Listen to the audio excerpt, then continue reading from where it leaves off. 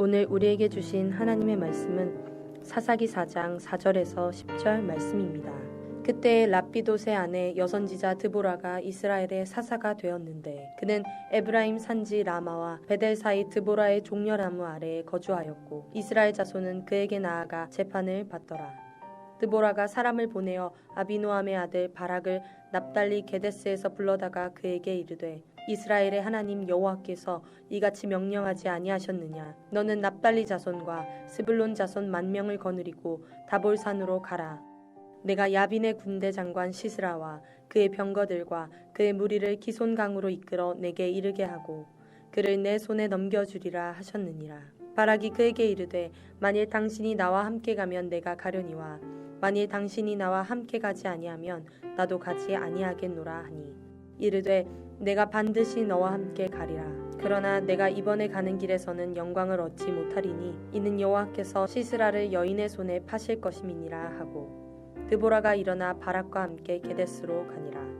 바락이 스불론과 납달리를 게데스로 부르니 10,000명이 그를 따라 올라가고 드보라도 그와 함께 올라가니라. 혹시 지지난주에 텍스트와 컨텍스트에 대해서 나눴는데 처음 들으신 얼굴이시죠? 그래서 제가 여러분을 위해서 아주 쉽게 설명을 하려고 한번 준비를 해봤어요. 텍스트가 뭐고 컨텍스트가 뭔지 한번 볼게요. 한번 텍스트가 이거예요. 한번 읽어보세요. 시작. 제 이번 수학 점수가 70점이래. 이 말은 무슨 뜻입니까? 무슨 뜻이에요? 자, 텍스트는 그래서 텍스트만 가지고 해석이 불가능해요. 지금 이걸 그래서 저게 잘했다는 거야? 못했다는 거야? 저게 무슨 의미지? 그래서 텍스트는 말 그대로 본문이죠. 그리고 컨텍스트는 뭐냐면 그 본문이 담고 있는 상황과 배경, 그것이 컨텍스트예요. 그럼 컨텍스트를 한번 만들어 볼게요. 컨텍스트 1번이 이거예요. 쟤는 고등학교 내내 수학 점수가 늘 100점이었는데 이번에 수학 점수가 70점이래. 이 말은 텍스트가 무슨 문이에요? 부정문이 되겠죠. 바꿔볼까요? 거꾸로 제 중학교 내내 놀아서 수학의 기초가 하나도 안 돼 있어. 그래서 고등학교 와서 밤새 공부해도 수학 점수가 30점을 못 넘었는데 이번 수학 점수는 70점이래. 이 말은 텍스트가 뭐가 될까요? 긍정문이 되겠죠. 근데 이거 그냥 단순히 긍정 부정만 가능한 것이 아니라 조금만 컨텍스트를 추가하면 목적성도 바뀌게 됩니다. 한번 추가해 볼게요. 이런 거예요. 고등학교 수학 시험에서 쟤들 100점이었는데 알고 봤더니 그게 제 짝꿍을 컨닝해서 그런 거래. 그래서 짝꿍 없이 단독으로 시험을 보았더니 몇 점이래? 70점이래. 자, 이렇게 컨텍스트가 변경되면 텍스트가 70점인지 80점인지 중요하지 않아. 무슨 뜻이 돼요? 쟤 부정직한 애래. 쟤 거짓말쟁이래. 텍스트가 이렇게 해석이 됩니다. 이해되시죠? 다시 바꿔볼게요. 제 중학교 내내 놀아서 수학의 기초가 하나도 안 돼 있어. 그래서 고등학교 와서 밤새 공부해도 수학 점수 30을 못 넘었는데 알고 봤더니 예정 스쿨에서 공부했더니 공부한 지 2달도 안 돼서 70점이 되었대. 이 말은 역시 70점은 하나도 안 중요하죠. 핵심은 뭐예요? 가르치는 사람이 기가 막힌데 이런 뜻이 되겠죠. 어렵지 않으시죠? 제가 지금 텍스트와 컨텍스트를 어떻게 가장 쉽게 설명할까 지금 엄청 고민하다가 이제 만든 거예요. 우리가 성경을 읽을 때 반드시 고려해야 되는 게 뭐냐면 컨텍스트예요. 텍스트를 가지고 이것을 가지고만 해석을 하려고 하니까 얼토당토하게 해석하기도 하고 이걸 누가 자주 사용하죠? 이단이 텍스트만 딱 뽑아서 필요한 데 사용하죠. 이러다 보니까 해석이 잘 안 돼요. 근데 저희가 사사기를 보면서 왜 자꾸 텍스트와 컨텍스트에 대해서 이야기하냐면 사사기가 텍스트만 가지고 오해의 소지가 너무나도 많은 본문이기 때문이에요. 자, 일단 텍스트와 컨텍스트 개념이 머릿속에 있으시죠? 이걸 가지고 오늘 본문을 한번 읽어볼게요. 제가 아까 본문에 넣지 않았지만 1절에서 3절 읽어봐 주세요. 여러분 시작.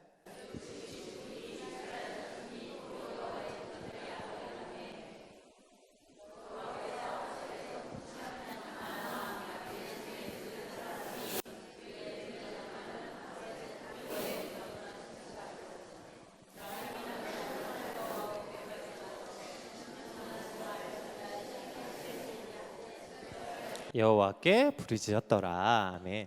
자, 이제 배경이 이제 볼게요. 자, 텍스트가 뭔지 한번 볼게요. 1절에서 10절까지 지금 다 읽은 거예요. 자, 보면 이런 거예요. 이제 에훗이 죽고 난 다음에 이스라엘 자손 여호와 앞에 또 악을 행했어요. 그랬더니 하나님께서 그들을 가나안 왕 야빈의 손에 파셨는데 가나안 왕 야빈의 군대 장관 시스라, 그러니까 그 당시 국군 통솔자겠죠. 시스라가 자기네 군대를 데리고 맨날 쳐들어오는 거예요. 맨날 쳐들어와서 이스라엘을 심히 괴롭게 했는데 몇 년 동안이나? 20년 동안이나. 그러니까 이스라엘이 너무너무 고통스러워서 하나님께 도와달라고 구해달라고 얘기했더니 오늘 본문에 읽었던 4절에 누가 등장해요? 드보라, 여선지자 드보라를 세우셔서 드보라에게 가서 이제 자 시스라와 싸우면 내가 너 이기게 했다. 그래서 이제 드보라가 바락을 찾아가서 내가 너를 이스라엘의 군대 장관으로 세울 테니까 가서 싸워라. 그랬더니 바락이 뭐라 그래요? 마치 그 엄마 치맛가랑이 붙잡는 아이처럼 당신이 같이 갈 거냐? 당신이 같이 가면 내가 가고 당신이 같이 안 가면 못 간다. 근데 여러분 이것도 이해가 되는 게 보세요. 이스라엘은 20년 동안 괴롭힘을 당했다고요. 싸울 의지가 없어요. 계속 맞기만 했다니까요. 20년 내내. 근데 갑자기 자기 때리던 사람하고 싸우러 가자니 얼마나 겁이 나겠어요. 바락이 이렇게 얘기한 거죠. 드보라 당신이 선지자니까 당신이 같이 가면, 드보라 여자인데 근데 같이 가면 자기가 전쟁에 나가겠다는 거예요. 오케이, 같이 나가자. 그래서 나가는데 다만 이번 전쟁에서는 네가 영광을 얻지 못할 거야. 왜냐하면 전쟁에서 이제 가장 큰 영광이 뭐예요? 적장에 머리를 베는 것. 근데 그 영광이 너한테 없어. 이번에는 그거는 여인의 손에 파실 건데 야엘이라는 여자가 나중에 나와요. 야엘의 시스라의 목을 베입니다. 머리 여기에다 그 뭐죠? 말뚝을 박아서 죽여요. 어쨌든 그래서 너는 이번에 영광을 못 얻을 거야 라고 한 게 오늘 읽은 저희의 본문이에요. 자, 여기까지가 텍스트예요. 그럼 이걸 가지고 어떻게 해석할 건가? 이게 이제 핵심이죠. 문제는 뭐냐면 이런 거예요. 지금 이 드보라와 바락과 시스라와 이 이야기 안에 어떤 내용들이 숨어 있어야 되냐면 반드시 컨텍스트가 있어야 되는데 우리가 잘못 오해하는 게 이거예요. 이스라엘이 이렇게 고통을 당했으니까 하나님이 사사를 세워서 이스라엘을 건져냈어. 이렇게만 이걸 해석하면 어떤 오해를 할 수 있냐면 마치 사사들이 어벤져스 같아요. 이해되세요? 막 고통스럽고 괴로운데 그러다 하나님께 기도했던 하나님 누굴 세워요? 영궁 사사들을 통해서 이스라엘을 마치 건져낸 것 같이 보인다고요. 그래서 사사기 하면 막 뭔가 신나고 뭔가 사사기 하면 막 되게 센 사람들이 나오는 것 같은 착각을 하게 돼요. 근데 잘 보면 사사기는 사사들이 이스라엘을 구해낸 이야기를 외형적 구원에 있다고 반드시 못 받고 있어요. 그래서 사실은 단 한 명의 사사도 성공한 사사가 없어요. 모든 사사는 이스라엘을 그 잠깐 받고 있는 괴로움에서 건져내긴 했는데 그래서 그 다음이 없다고요. 그 다음이 뭘까요? 그래서 이스라엘 백성이 하나님께 얼마나 가까이 나아갔는지, 아니면 그렇게 해서 이스라엘 백성이 하나님과 얼마나 친밀해졌는지, 아니면 그렇게 해서 이스라엘 백성들이 다른 이방 민족들로 하여금 하나님께 칭찬을 받고 영광을 돌렸는지, 이런 내용은 당장 하나도 없어요. 그냥 이것만 있죠. 이스라엘이 외형적 구원을 얻은 것밖에 없는 거예요. 그걸 통해서 이스라엘 백성들의 내면의 각성이 일어난다거나 믿음의 진보가 일어났다거나 이런 내용은 사사기에 단 한 줄도 없습니다. 그냥 그게 끝이죠. 근데 우리가 이걸 읽으면서 전혀 이상하지 않는 건 왜 이상하지 않을까요? 우리의 관심도 그냥 거기 있기 때문이에요. 이스라엘은 이미 하나님과 아무런 상관없어요. 하나님의 목적과 의도는 상관없고 눈앞에 벌어진 현상, 이것이 당장 내게 어떤 이득을 주는지만 관심이 있는 거죠. 온니엘이 가서 에글론을 때려잡았대. 우와! 신난 거죠. 기드온이 300명으로 수만 명하고 싸워서 이겼대. 우와! 그게 다 열광하고 끝이 나는 거예요. 이제 우리 더 이상 고통받지 않아도 돼. 우리 빼앗기지 않아도 돼. 우리 이제 부자가 된대. 여기에만 관심이 있는 거죠. So what? So what이 뭐예요? 그래서 뭐? 그게 어떻게 됐는데? 이 질문이 없어요. 그게 어떤 결과를 가져왔는데, 그 사건을 통해서 이스라엘 백성들이 어떤 믿음의 진보를 이루었는데, 그래 기드온이 나가서 싸워서 이겼는데 그래서 뭐? 그래서 이스라엘에게 어떤 믿음의 진전이 있었는데 그게 하나님과 무슨 상관이 있는데? 라는 질문은 없는 거예요. 그 사건을 통해서 당신이 하나님과 더욱더 친밀해졌는가? 하나님을 더 사랑하게 됐는가? 이건 그냥 아예 질문 자체가 사라지는 거죠. 애굽에서 종살이하던 이스라엘이 드디어 약속의 땅 가나안에 들어왔어요. 그리고 이제 첫 맛보는 자유를 맛보기 시작하는 거예요. 얼마나 좋았을까요? 광야에 있을 때 이스라엘 백성 분명히 이랬어요. 우리가 잘 아는 찬양이죠. 주님만 내 도움이 되시고. 광야에선 주님이 안 도와주면 그냥 죽었어요. 그러니까 주님만 붙잡을 수밖에 없었는데 이제 그들에게 자유가 시작됐어요. 하나님이 원하신 건 뭐였을까요? 그래, 이제 자유를 맛보는 너희가 그 자유 속에서 나와 함께 행복하고 잘 살길, 나의 백성이 되고 나는 너희의 왕이 되길 하나님은 원하셨다고요. 문제는 이제 하나님의 의도는 전혀 상관없고 이스라엘 백성은 자유를 맛보자마자 외형적 구원에만 관심이 머물러 있는 거죠. 기드온이 이겼대, 삼손이 이겼대, 여기서 끝나는 거예요. 하다못해 여러분 동화책을 읽을 때 어떻게 끝납니까? 동화책 맨 끝에 그래서 행복하게 살았습니다. 이 결론이 있잖아요. 그래서 오래오래 살았습니다. 결론이 있잖아요. 사사기는 그 결론이 없어요. 그래서가 없어요. 그러니까 일곱 난쟁이가 백설공주를 구했대, 거기서 끝나면. 하다못해 동화책도 그 뒤가 있다고요. 그래서 왕자님과 오래오래 행복하게 살았대가 결론인데 사사기는 그 결론이 없다고요. 오늘 우리는 어떨까요? 여러분은 결론이 있으십니까? 누가 대기업에 취업했대. 누가 결혼을 했는데 엄청 부자래. 이번에 그 사람 사업했는데 대박이 났대. 우와! So what? 그래서 뭐? 그게 어쨌다는 겁니까? 그래서 잘 먹고 잘 살았대. 이게 결론입니까? 하나님의 의도는, 관심은 아예 없는 거죠. 대기업 들어가서 그래서 뭐? 그래서 그 사람이 하나님께 더욱더 가까이 나갔대?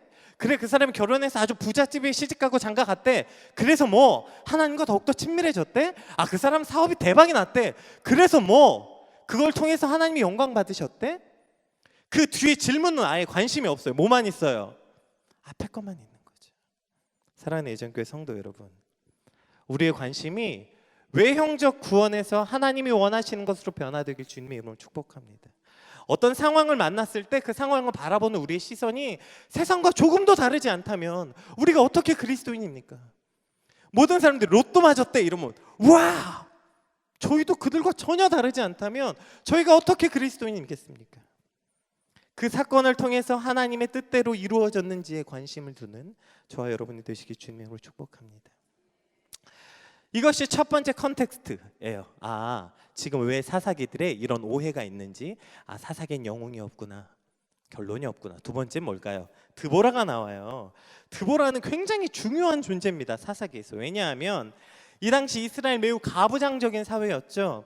여자들이 앞에 나선다는 건 상상도 할 수 없었어요. 그래서 늘 여자와 아이는 보호의 대상, 연약한 자들의 상징이었어요. 심지어 연약하고 보호받아야 돼서 사람 계수할 때도 뺐죠. 왜냐하면 그 사람 한 사람이 온전한 인간의 역할을 못한다고 믿었어요. 그런 시대에 여자 사사가 세워진 겁니다. 이게 무슨 뜻일까요? 우리 시편 8편 1절에서 2절 한번 같이 읽어볼게요.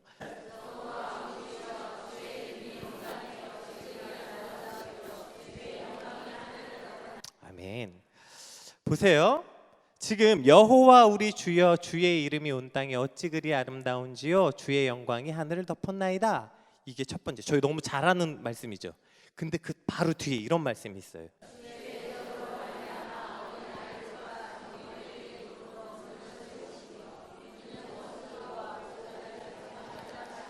네, 그냥 띄워주세요. 보세요. 여호와 하나님의 위엄이 온 땅에 넘쳐나고 그 영광이 하늘을 덮었는데 그게 누구로부터 시작됐대요? 어린아이와 젖먹이들의 입을 통해서 권능을 세우셨대요. 여러분, 여기서 어린아이와 젖먹이가 누굽니까? 아무런 능력 없는 이들, 그래서 보호받아야 되는 사람들, 하나님이 이런 연약하고 보호받아야 되는 마땅한 사람들을 통해서 하나님의 권능을 세우시고 하나님의 영광을 이 땅에 덮겠다고 말씀하시는 거예요. 여러분, 이것이 사사기의 핵심 내용입니다. 사사는 영웅이 아니에요. 사사는 어벤져스가 아니라고요. 사사들은 그냥 하나님이 세우신 한 사람이 연약한 사람들이었어요. 그 연약한 사람들을 통해서 뭘 하시겠다는 걸까요? 하나님이 일하시겠다는 거예요. 그 연약한 사람들을 통해서 이제 일하시겠다는 건데, 그럼 하나님은 어떤 방법으로 일하셨는지 이 드보라에서 아주 잘 나타나고 있어요. 다시 한번 볼게요. 마태복음 4장 8절에서 10절.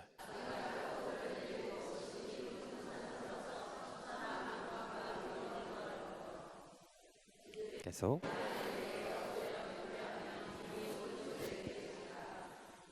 (10절)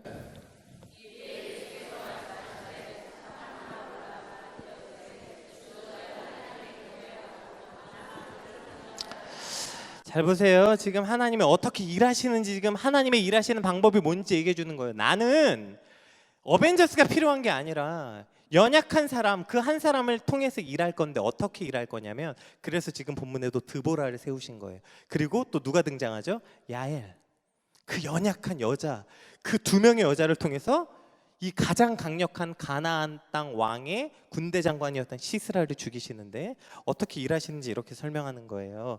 이거 잘 아시는 말씀이죠. 예수님이 이제 공생애를 시작하기 전에 사단에게 끌려 시험 받을 때 맨 마지막 시험이 뭐였어요? 이거였죠.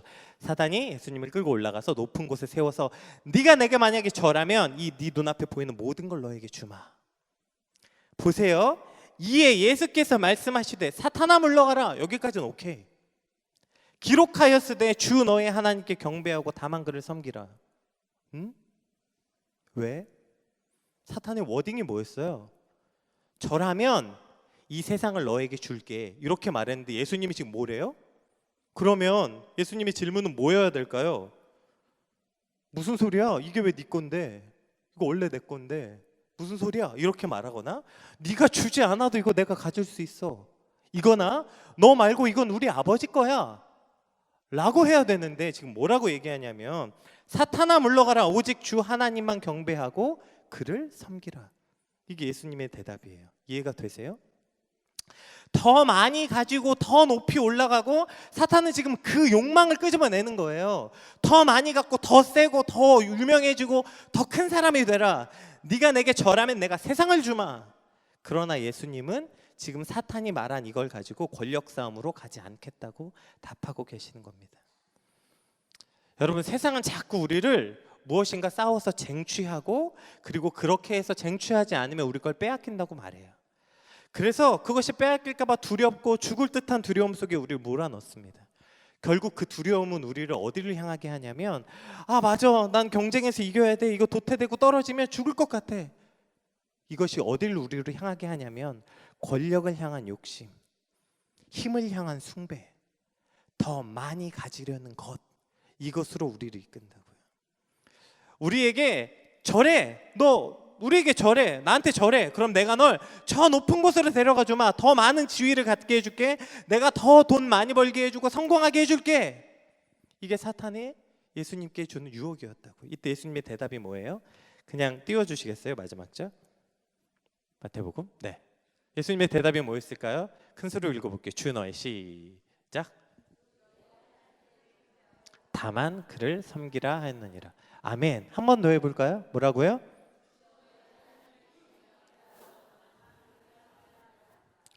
여러분, 하나님을 경배하는 것과 세상의 힘을 숭배하는 것은 여러분 대조적인 겁니다. 절대로 같은 선에 서 있을 수가 없는 거예요. 세상의 유혹 시험이 내게 몰려올 때 나의 힘으로 그것들 모두 이길 수 없네. 거대한 폭풍 가운데 위축된 나의 영혼 어찌할 바를 몰라 헤매이고 있을 때, 그 다음에 뭐예요? 주를 찬양. 이것이 그리스도인이 세상에 나가서 싸우는 방법이에요. 아멘.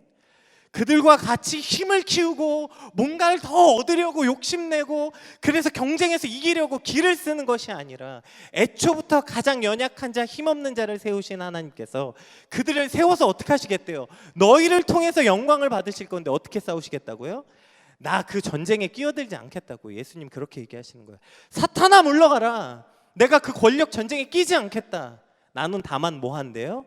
주 너의 하나님께 경배하고 다만 그를 섬기겠다. 여러분, 이것이 그리스도인이 세상을 살아가는 방법입니다.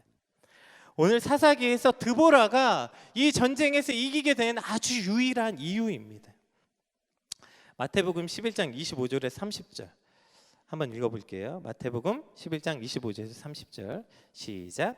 그때 예수께서 대답하여 이르시되 천지의 주제이신 아버지여 이것을 지혜롭고 슬기 있는 자들에겐 숨기시고 어린 아이들에게는 나타나심을 감사하나이다.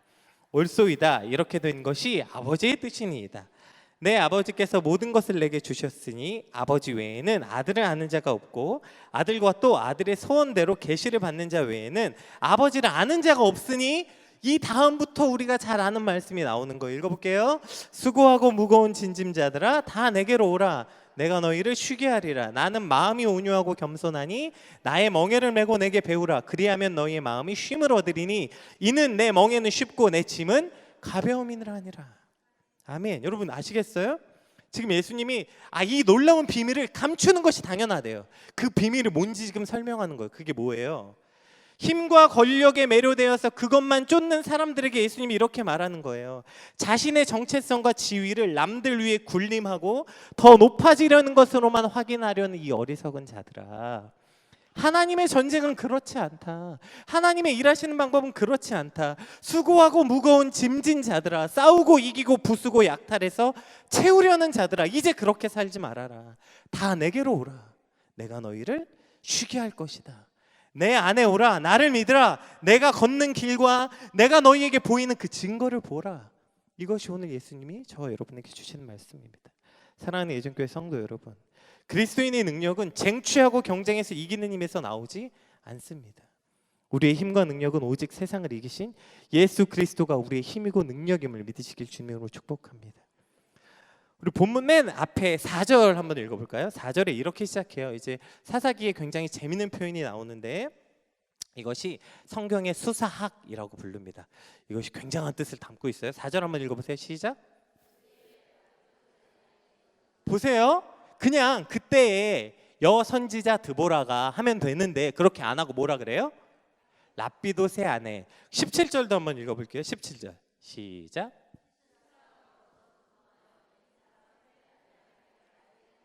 자, 여기까지 읽어볼까요? 제가 아까 야엘 누군지 설명해줘. 시스라 죽인 여자예요. 자, 그냥 야엘이 하면 되고 그냥 드보라가 하면 되는데 뭐라고 말해요?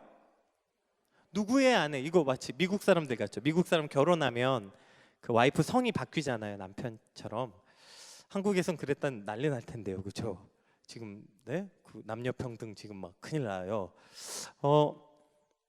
근데 지금 계속 뭐라고 얘기하냐면 자기 이름 앞에 계속해서 이렇게 말하는 거예요.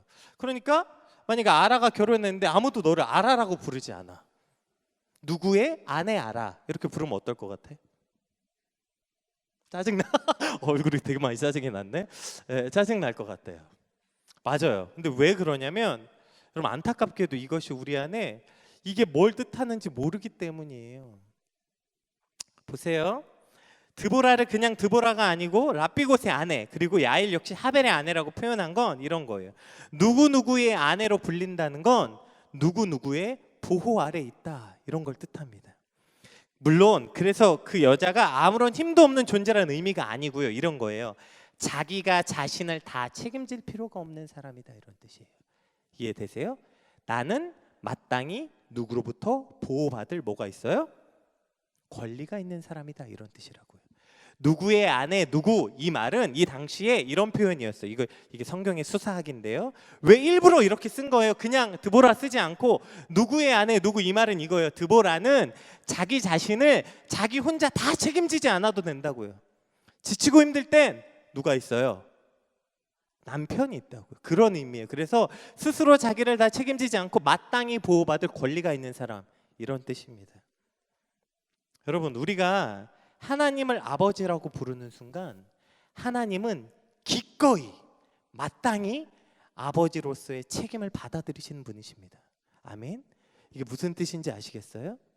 내가 그냥 유한영이라는 이름으로 살아가는 것이 아니라 내가 성도 유한영 혹은 그리스도인 유한영으로 살아간다는 것은 내 하나님의 자녀가 되고 아버지 되신 우리 하나님께 늘 보호받을 만한 권리가 있는 사람이다 이런 뜻이라고요.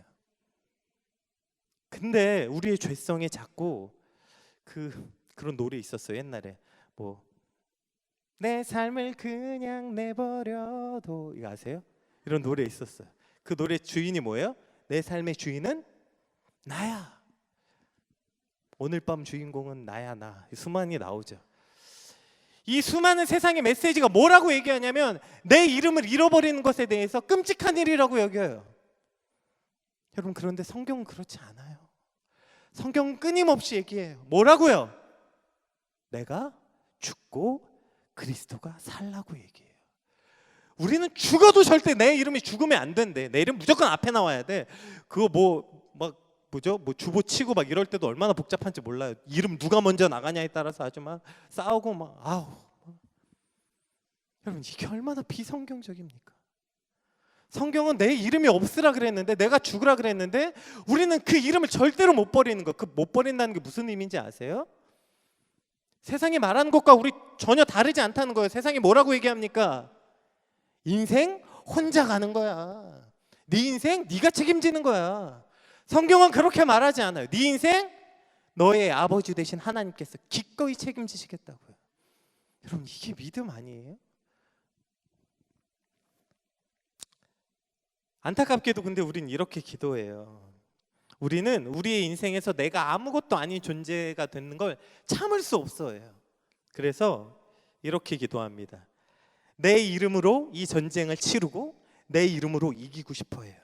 심지어 이렇게 기도하죠. 하나님, 이 일이 잘 끝나서 나 이제 이 문제로 하나님께 기도하러 오지 않게 해주세요. 이렇게 기도해요.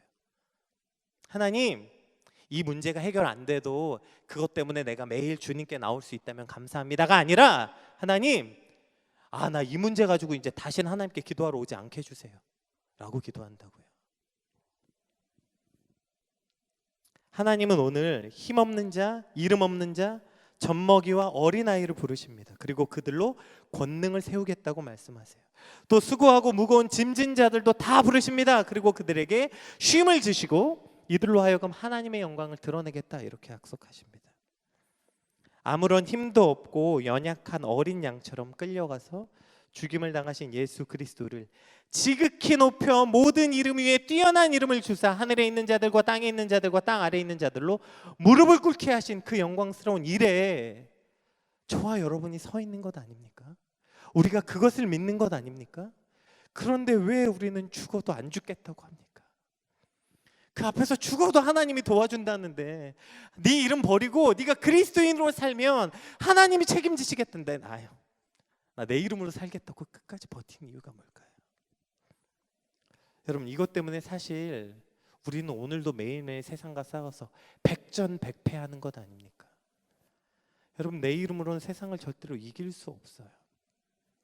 청관욱 목사님 노래 중에 지저스 제너레이션이라는 노래에 이런 게 나와요. 세상과 다른 방법으로 세상을 변화시킬 세대. 우리가 이렇게 많이 기도해요. 하나님, 내가 세상을 변화시킬 만한 능력을 주세요. 세상을 변화시킬 만한 영향력을 주세요. 우리 자녀가 세상을 변화시킬 만한 놀라운 사람이 되게 해주세요. 이렇게 기도하시잖아요. 그 방법이 세상에서 말하는 방법으로 변화하게 해달라는 거예요. 내 아들 공부 잘해서 영향력 있는 사람 돼서 내 아들 돈 많이 벌어서 세상을 바꾸게 해달래요. 여러분, 안타깝게도 성경은 단 한 줄도 그렇게 세상이 바뀐 적이 없어요. 힘없는 자들, 이름 없는 자들, 가난한 촌무지렁이들, 그 12명이 이 세상을 바꾸었습니다. 성경에서 말하는 영향력은 그런 게 아니에요. 그래서 예수님이 계속 얘기하시잖아요. 힘없는 자의 대표였던 드보라와 야엘을 통해서 그 이스라엘 민족을 구원하시기 시작한 겁니다. 오늘도 세상은 우리를 두렵게 합니다. 힘이 없으면 안 되고 빼앗기지 않기 위해서 맞서 싸울 무기를 준비하라고 말합니다. 그러나 성경은 오늘 우리에게 아무것도 아닌 자이나 하나님의 위대한 일에 동참한 드보라, 야엘로 살아가라고 이야기합니다. 사랑하는 애정교회 성도 여러분, 힘이 없어 보이고 무명해 보이나 위대한 존재로 살아가는 그런 저와 여러분이 되시길 주님의 이름으로 축복합니다.